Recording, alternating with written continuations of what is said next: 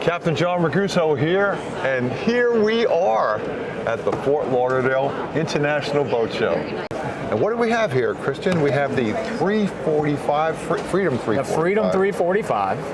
It's our latest introduction to our Freedom line of dual consoles. Extremely versatile, great fishing boats. They are Grady-Whites, but also tons of cruising, creature comforts, and amenities.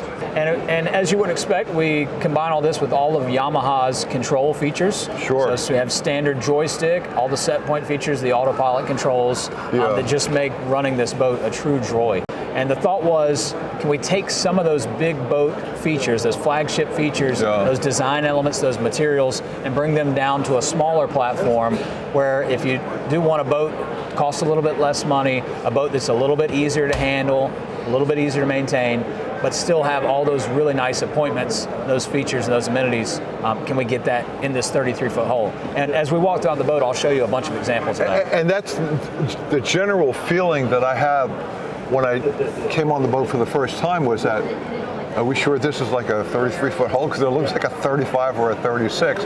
It gives you that big boat feel. Something else that's unique about really all Grady-Whites above 28 feet is that they're much beamier than other boats of those length that are on the market. Sure. So when we talk about this Freedom 345 as a 33-foot boat, it is 33 foot 6 inches overall, but the beam is 11 feet 7 inches.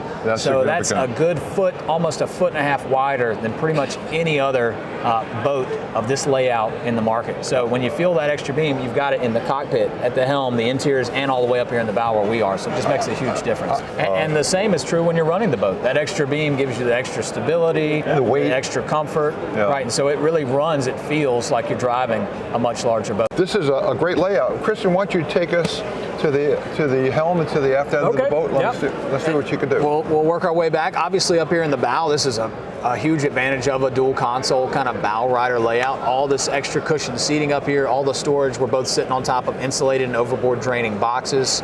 There's drawer storage below. This table here goes down with a filler cushion, and this entire thing becomes a lounging area. A sun pad. A sun pad, or you can put the easy up bow shade, and everybody up here can relax in the shade.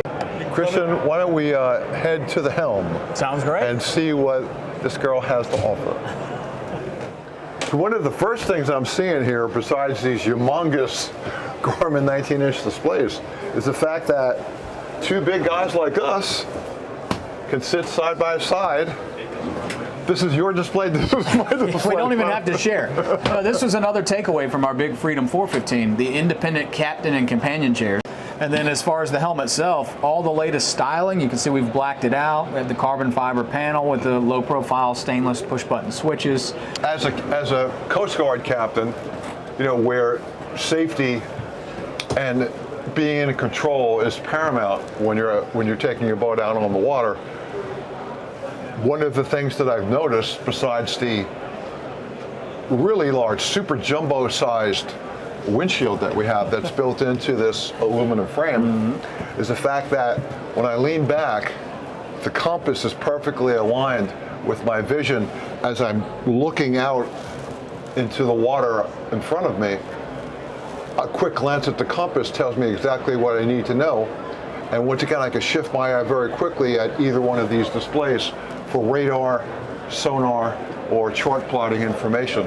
And it's fantastic. Well, you know, Christian, one of the good things about having a dual console is you have two big internal areas to put stuff in. Absolutely right. So let's check them out. We got a starboard console and we have a port console. Let's take a closer look and see what we've got down below. Sounds great. Well, if somebody wants to go down and watch some TV, obviously the port side sponson will take care of that. And I think there's a filler cushion that goes in here too, isn't there? Well, not only is there a filler cushion to convert this settee into a double berth, but all you have to do to convert it is just push a button. Wow. Slides all the way over and fills it in. So you'll even notice that all the lighting in here is indirect, which is really nice. The compartment just kind of glows. It doesn't have a lot of hot spots. And we added a skylight overhead for natural light. So that's the port console. As you said, it's a dual console. Air conditioning is standard too, isn't it? Air conditioning is standard, so this space is climate controlled. And as you said, with a dual console, you've got a completely separate interior space for the head compartment, which is also climate controlled. Let's check that out. All right, sounds good. So taking a closer look at the head compartment, You'll see we have a vacuum flush head all the way forward under a teak shower seat, which is really nice. This does double as a wet head, so you have a pull-out faucet here, hot and cold water. Great place to come down and shower after you go for a swim, before you're ready to go out to dinner. And then you just see all these components, these elements of design and these materials that we brought down from the larger boats. So we have still the cabinetry design carried over from the port console with the fluted inlays. Corian countertops. This beautiful mother of pearl herringbone backsplash tile design.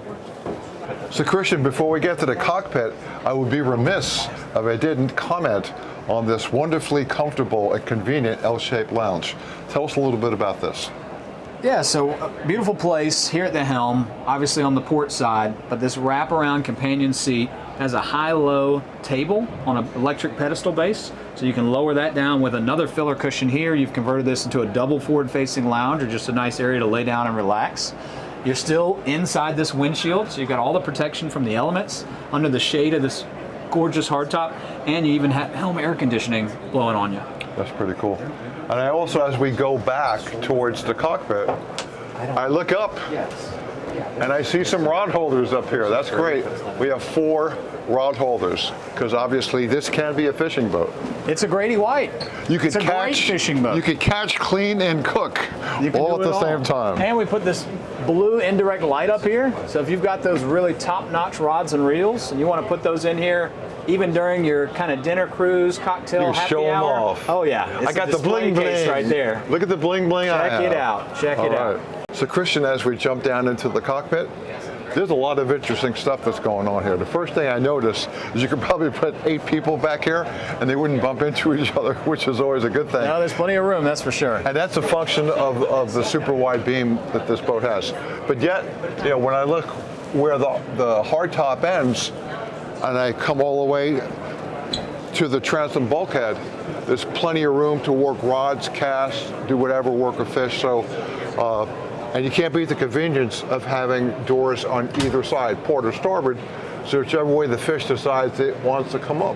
Yep, and then in addition to that, we added dual fuel fills. So when you're approaching the fuel dock, don't worry about it. Whatever's most convenient, you can fill from either side. This is a very versatile space. You know, it does work for entertaining. It also is a great place for fishing, being located right here in the cockpit. If you want to keep the grill closed and put a cutting board on top of it, you can rig your baits right here. Or if you are in entertainment mode, pop the grill up, open the sink up, and you have a refrigerated drawer unit down below as well. We're going to see a lot of storage drawers throughout. You have 3 in the back of the wet bar.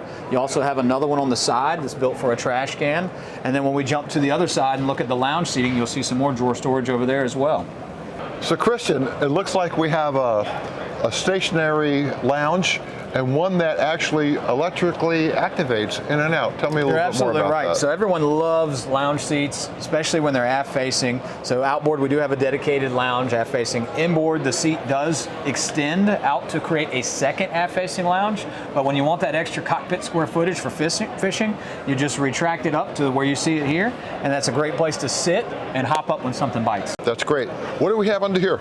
So down there, you're going to get to the rigging area. You're going to have your gin set, a few of your seacocks, your batteries, some of those other items. I would be remiss if I didn't remark about what we have back here. Obviously, the first thing I like is the pull-up cleats. So you could get these tuck these out of the way when you don't need them, and you can bring them up when you do. So it's one less thing to catch a line or a rod or a leader or something.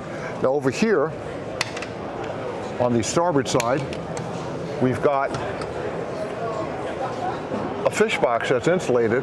This particular one is the optional one with the electric refrigeration. That's correct. It's thermostat controlled, and so you can actually cool it to the temperature of your choosing. If you want it to be refrigerated space, you can. If you want it to be freezer space, it actually will cool down to the extent that you can keep things frozen in there.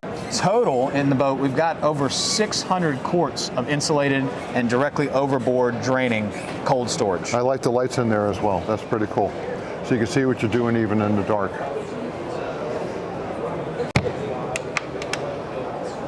Over here on this side, we have, looks like a freshwater washdown. We do. We have a pull-out freshwater shower.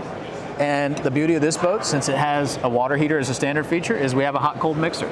So not only do you have a freshwater pull-out shower here, but you can heat it up. Take a hot shower right here in the cockpit. That's pretty cool.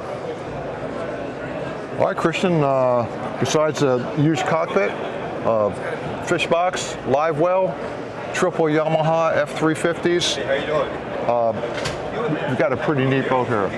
It's certainly very versatile, very flexible, but also that's paired with the ultimate in luxury and comfort. I would say in conclusion, if you want to have 41-foot boat capabilities in a 33.5-foot boat, the new Freedom 345 would be one of those boats to look at.